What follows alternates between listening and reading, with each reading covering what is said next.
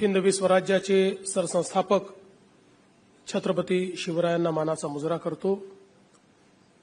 भारतीय राज्यघटनेचे शिल्पकार भारतरत्न डॉक्टर बाबासाहेब आंबेडकर यांना मानवंदना अर्पित करतो। आज महाकारुणी तथागत भगवान गौतम बुद्धांची जयंती आहे। बुद्ध जयंतीच्या निमित्ताने सर्वांना शुभेच्छा देतो। मंचावर उपस्थित महाराष्ट्रातील आणि देशातील ज्येष्ठ नेते आदरणीय शरद पवार साहेब, आमचे सहकारी उपमुख्यमंत्री श्री अजितदादा पवार, श्री विद्याधर अनासकर, श्री दिलीप दिघे, आपल्याला मार्गदर्शन करून पुढील कार्यक्रमाला गेलेले माननीय गडकरी साहेब, माननीय शिंदे साहेब, या ठिकाणी उपस्थित सर्व मान्यवर भगिनी आणि बंधूंनो, आज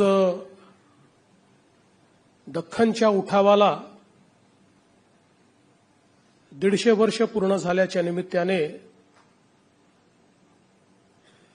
शतकोत्तर सुवर्ण स्मरण महोत्सव आणि त्यानिमित्ताने राज्यामध्ये सहकाराचं सक्षमीकरण आणि त्या संदर्भातलं शासनाचं धोरण अशा प्रकारचा परिसंवाद आयोजित केलेला आहे।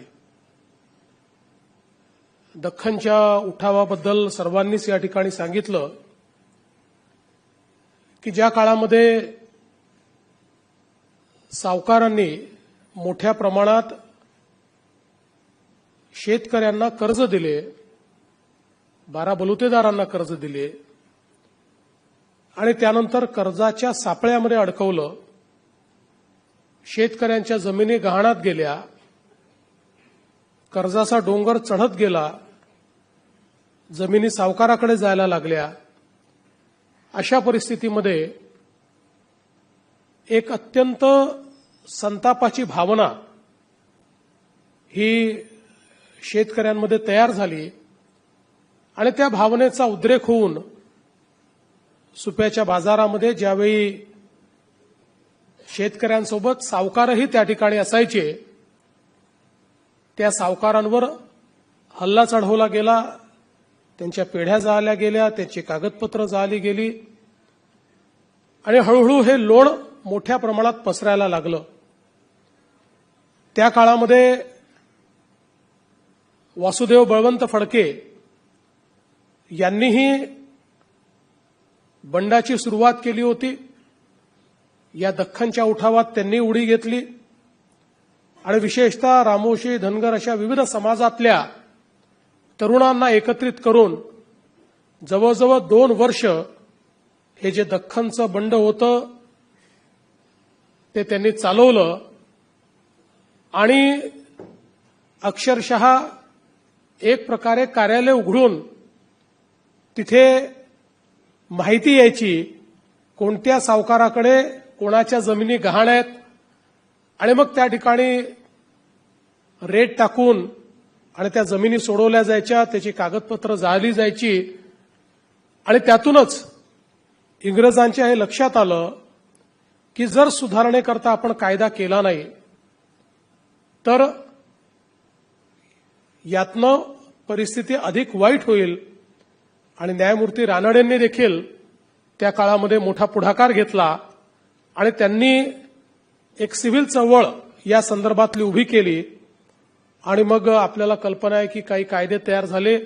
त्या संदर्भातला जो काही इतिहास आहे तो आता पवार साहेबांनी देखील आपल्यासमोर सांगितलेला आहे।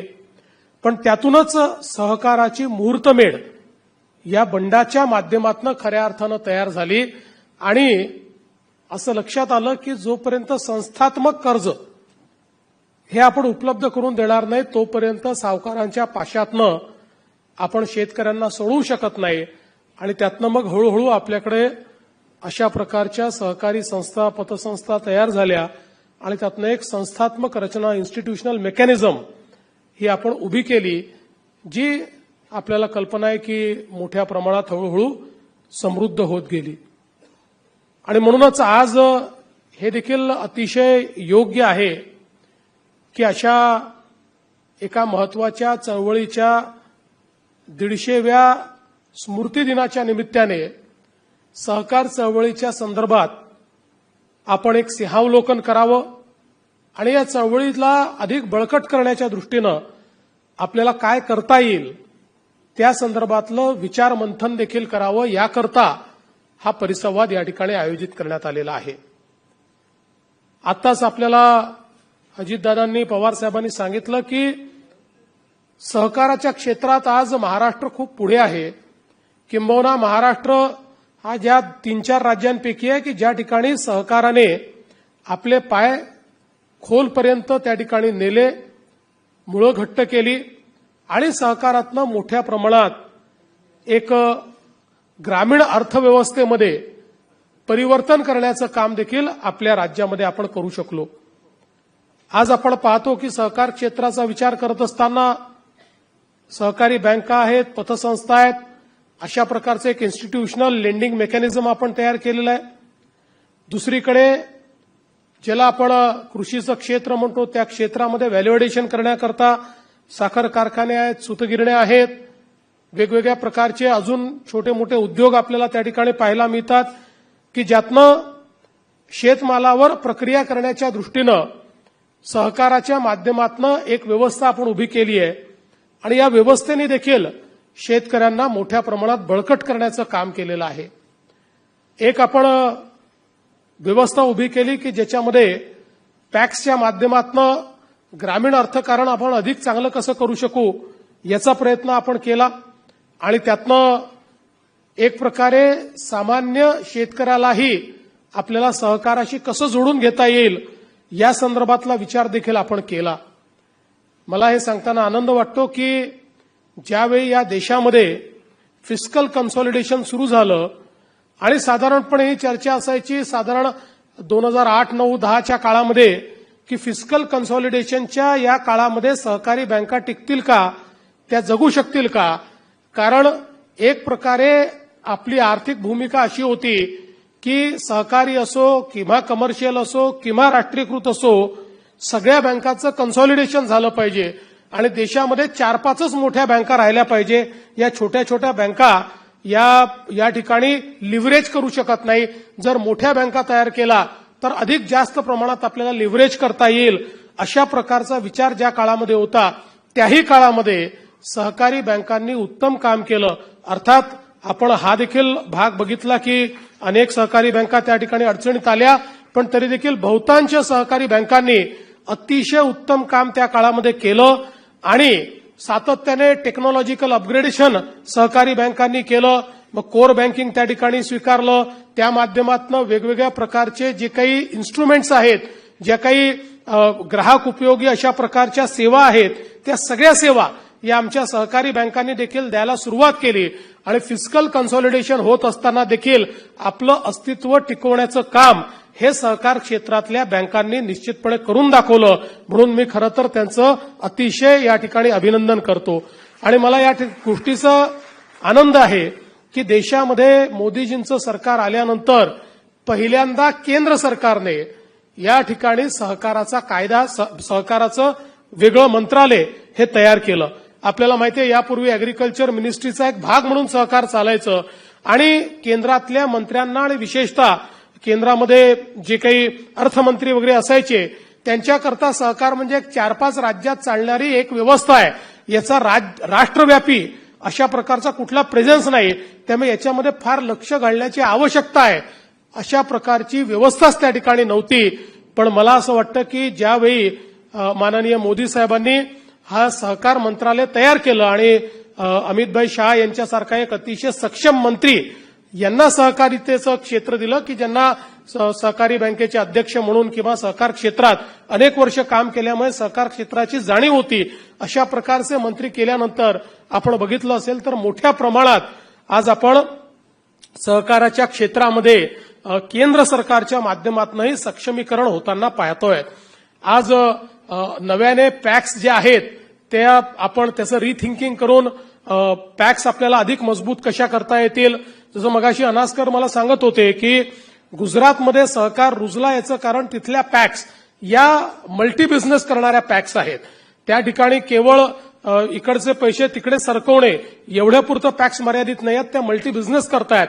आता केंद्र सरकारने सगळ्या राज्यातल्या पॅक्सचं सक्षमीकरण करण्याच्या दृष्टीनं त्यांचं संगणकीकरण करणं आणि त्यांना 17 टाईपचे वेगवेगळे व्यवसाय हे आता नेमून दिलेले आहेत की ज्या व्यवसायांमुळे या पॅक्स आपल्या अगदी मूलभूत सहकारी अशा प्रकारच्या संस्था म्हणून त्या ठिकाणी सक्षमतेनं काम करू शकतील, त्याही सक्षम होतील. आणि त्या सक्षम झाल्यामुळे सगळ्यात मोठा फायदा हा होणार आहे की त्यातनं ग्रामीण अर्थकारण जे आहे त्याला एक मोठी चालना मिळणार आहे.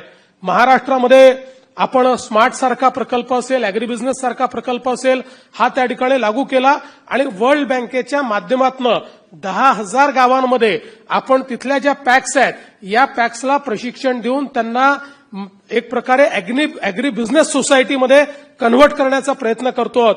आणि त्यासोबत नुसतं प्रशिक्षण देऊन आपण थांबत नाही आहोत, तर त्यांना या जे काही बिझनेस मॉड्यूल्स आहेत याच्याकरता आर्थिक मदत देखील करण्याचा प्रयत्न हा आपण या माध्यमातून केलेला आहे आणि आता त्याचे चांगले रिझल्ट्स हे यायला लागलेले आहेत.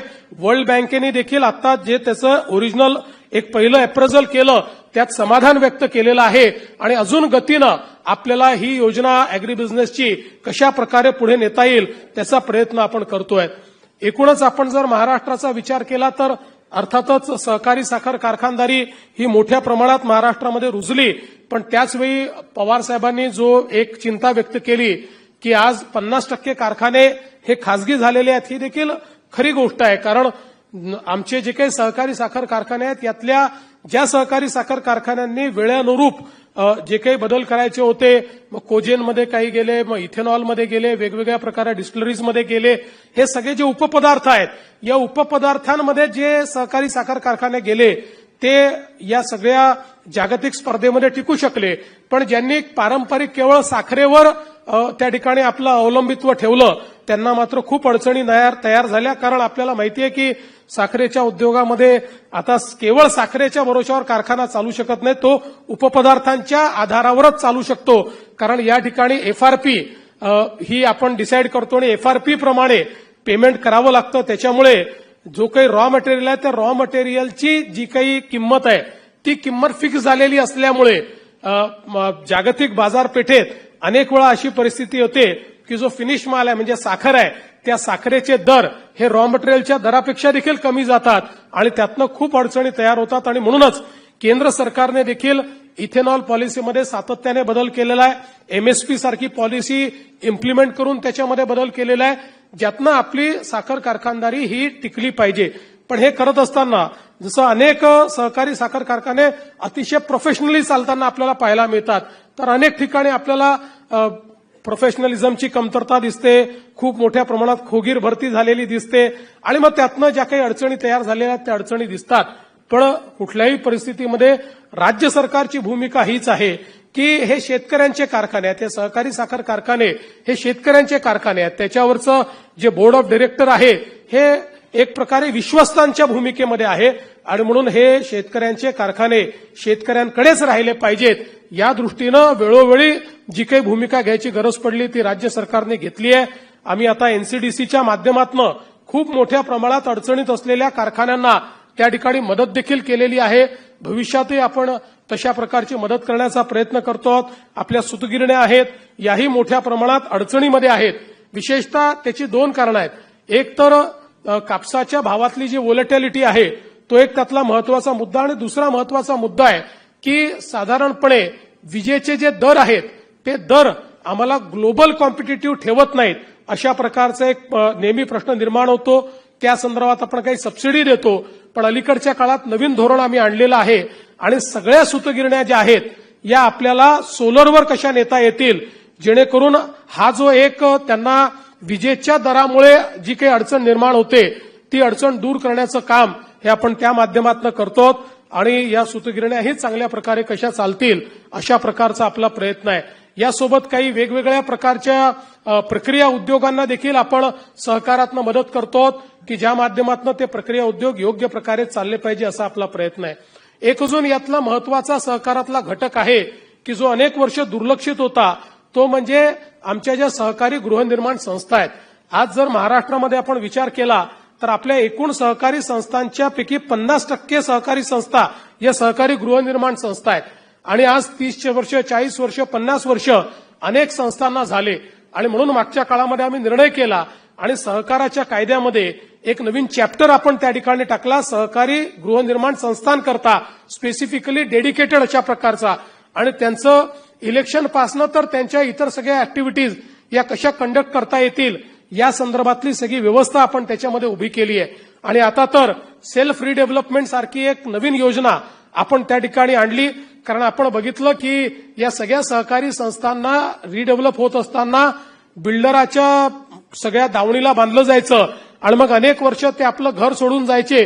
त्यांना त्या ठिकाणी वर्षानुवर्ष घरही मिळायचं नाही, भाडंही मिळायचं नाही. अनेक वेळा त्यांना हक्काचं जे काही त्यांचं घर आहे ते कमी स्वरूपात मिळायचं. आज आपण ज्यावेळेस हे सेल्फ रिडेव्हलपमेंटचं मॉडेल या सहकारी संस्थांकरता आणलं आणि सहकारी गृहनिर्माण संस्थांना 17 प्रकारच्या वेगवेगळ्या सवलती या राज्य सरकारच्या वतीनं दिल्या, तर ज्या ठिकाणी आमचे जे काही लोक होते, आमचे नागरिक होते, हे 400-450 फुटात राहायचे, त्यांना 1200-1300 चौरस फुटाचं घर आज मुंबईमध्ये देखील मिळायला लागलं. अशा प्रकारे आपण ही व्यवस्था केली. आज आमच्या प्रवीण दरेकरांच्या अध्यक्षतेखाली एक नवीन कमिटी आपण तयार केलेली आहे की जी आता नव्याने सेल्फ रिडेव्हलपमेंट करता आपल्याला काय काय करता येईल या संदर्भातला प्रयत्न करते. आम्ही आता माननीय केंद्रीय मंत्र्यांना ही देखील विनंती केलेली आहे की एनसीडीसीच्या माध्यमातून आपल्या सहकारी गृहनिर्माण संस्थांनाही मदत कशी करता येईल. कारण त्याच्यामध्ये त्यांनी एनसीडीसीच्या माध्यमातून मदत करायचं तर मंजूर केलं, पण नंतर असं लक्षात आलं की एनसीडीसीचं ज्युरिस्डिक्शन हे केवळ ग्रामीण भागात आहे, ते शहरामध्ये नाही आहे. त्यामुळे ते अडलं होतं. तर किमान सहकारी गृहनिर्माण संस्थांकरता ते शहरी भागात कसं करता येईल या संदर्भात आता माननीय केंद्रीय सहकारिता मंत्री अमितभाई शहा यांच्याशी चर्चा झाली आहे. लवकरच त्यालाही मान्यता मिळेल आणि त्यातनं अगदी ज्याला सवलतीच्या दरामध्ये आपण लोन उपलब्ध करून देण्यापासून तर वेगवेगळ्या प्रकारच्या सवलती त्या ठिकाणी देणार आहोत, ज्यातनं लोकांना रिडेव्हलपमेंटमध्ये आपलं हक्काचं घर हे मिळू शकेल. किंवा नवीन सहकारी संस्था ज्या तयार होतात, गृहनिर्माण संस्था, त्यांनाही चांगल्या प्रकारे आपल्या घराचं स्वप्न हे पूर्ण करता येईल. खरं म्हणजे आपण जर बघितलं तर काही गोष्टी अत्यंत महत्वाच्या आहेत. सहकार कायदा हा आपला अतिशय चांगला आहे, पण तो आता एक प्रकारे जुना झालेला आहे. कारण नवीन काळाची नवीन आव्हानं ही सहकार कायद्याला आता त्या ठिकाणी पेलावी लागणार आहेत. आणि मगाशी जसं अनासकरांनी सांगितलं की ही गोष्ट ही खरी आहे की शेवटी one size fits for all अशा प्रकारची जी आपली व्यवस्था आहे, या कायद्याने सगळ्या प्रकारच्या संस्थांकरता सारखेच नियम केलेले आहेत. सहकारी संस्था म्हटली की त्याला सारखे नियम आपण जवळपास त्या ठिकाणी केलेले आहेत, पण वेगवेगळ्या प्रकारच्या सहकारी संस्थांच्या आवश्यकता वेगवेगळ्या आहेत. आणि म्हणून याच्यामध्ये वेगवेगळे चॅप्टर्स तयार करणं म्हणजे वित्तीय संस्थांकरता वेगळ्या, कृषी प्रक्रिया संस्थांकरता वेगळे, अशा प्रकारचे चॅप्टर्स तयार करून त्या विभागाची जी काही नीड आहे, त्यांची जी काही निकड आहे, या निकडीवर आधारित या कायद्यामध्ये बदल करणं हे अत्यंत गरजेचं आहे. आणि म्हणूनच आजच्या या परिसंवादाच्या निमित्ताने मी अशी घोषणा करतो की या कायद्यामध्ये कालानुरूप जे बदल करायचे आहेत त्याकरता एक समिती राज्य सरकार तयार करेल आणि या समितीच्या माध्यमातून आपण याचा नीट अभ्यास करून जे काही आवश्यक अशा प्रकारचे त्याच्यामध्ये बदल करायचे आहेत ते बदल देखील आपण करू. दुसरा एक मुद्दा जो पवार साहेबांनी देखील या ठिकाणी मांडला की आताच्या ज्या आमच्या सहकारी संस्था आहेत याचं बळकटीकरण कसं करता येईल, त्या सहकारातच राहिल्या पाहिजेत, याकरता त्यांना कशा प्रकारे मदत करता येईल, या दृष्टीनंही त्यांच्या बळकटीकरणाचा अभ्यास करणारी एक समिती ही आपण नेमू की ज्या समितीच्या माध्यमातून अस्तित्वात असलेल्या सहकारी संस्थांना बळकट करण्याकरता काय काय करण्याची आवश्यकता आहे त्या संदर्भात निश्चितपणे आपण हा प्रयत्न करू. आणि त्याचसोबत सातत्याने एक मागणी आपली अनासकर साहेब सगळ्यांची असते की ज्या आमच्या सहकारी बँका सक्षम आहेत त्या सहकारी बँकातनं सरकारचे व्यवहार झाले पाहिजेत. मागच्या काळामध्ये अजितदादांनी आम्ही हा निर्णय केला आणि ज्या अतिशय सक्षम अशा प्रकारच्या संस्था आहेत त्यांना तशा प्रकारचे आम्ही अधिकार देखील दिले आहेत. पण पुन्हा एकदा त्याचं पुनरावलोकन करून ज्या ज्या ठिकाणी संस्था अतिशय चांगल्या प्रकारे चालल्यात, मजबूतीने चाललेल्या आहेत, त्या ठिकाणी आमच्या सहकारी बँकांना आपल्याला शासनाचे आर्थिक व्यवहार जास्तीत जास्त कसे देता येतील याही संदर्भात आम्ही योग्य प्रकारचा अभ्यास करून त्या संदर्भातला निर्णय घेऊ, हा विश्वास मी आपल्याला देतो. आणि सहकाराला समृद्धीकडे नेण्याकरता या आंतरराष्ट्रीय सहकार वर्षी एक अतिशय चांगला परिसंवाद आपण घेतला. मगाशी सगळ्यांनीच सांगितलं की अनास्कर साहेबांनी या आपली जी महाराष्ट्राची सहकारी बँक आहे, अपेक्स बँक आहे, महाराष्ट्र राज्य सहकारी बँक, या बँकेला ज्या प्रकारे अतिशय मजबूत केलेलं आहे, म्हणजे आज एशियातली एक मजबूत बँक म्हणून सहकारातली या बँकेकडे पाहिलं जातं. आणि ज्या प्रकारचा दरवर्षी नफा त्या ठिकाणी मिळतोय, एनपीए अतिशय कमी झालेलं आहे, अतिशय प्रोफेशनली ही बँक चाललेली आहे. याचं खरं म्हणजे श्रेय अनास्कर साहेबांचं आणि त्यांच्या संपूर्ण टीमचं आहे. आणि म्हणूनच दादा म्हणाले ते खरं आहे की सरकार कोणाचंही आलं तरी त्या ठिकाणी अनास्करच असतात, कारण अनास्कर तसं काम करतायत. आणि म्हणून याही सगळ्या ज्या 3 गोष्टी मी सांगितलेल्या आहेत, याच्यामध्ये अनास्कर साहेब आपल्याही एक्सपर्टीज जे आहे त्याचा फायदा आम्ही या कमिटीच्या माध्यमातून निश्चितपणे घेऊ आणि या क्षेत्रात काम करणाऱ्या सगळ्या लोकांना एकत्रित करून सहकाराला समृद्धीकडे नेण्याचा प्रयत्न आपण करू. आपण या चांगल्या कार्यक्रमाकरता निमंत्रित केलं त्याबद्दल आपले आभार मानतो आणि माझं बोलणं संपवतो. धन्यवाद. जय हिंद, जय महाराष्ट्र. लोकशाही मराठी ऐका, पहा, जागरूक रहा.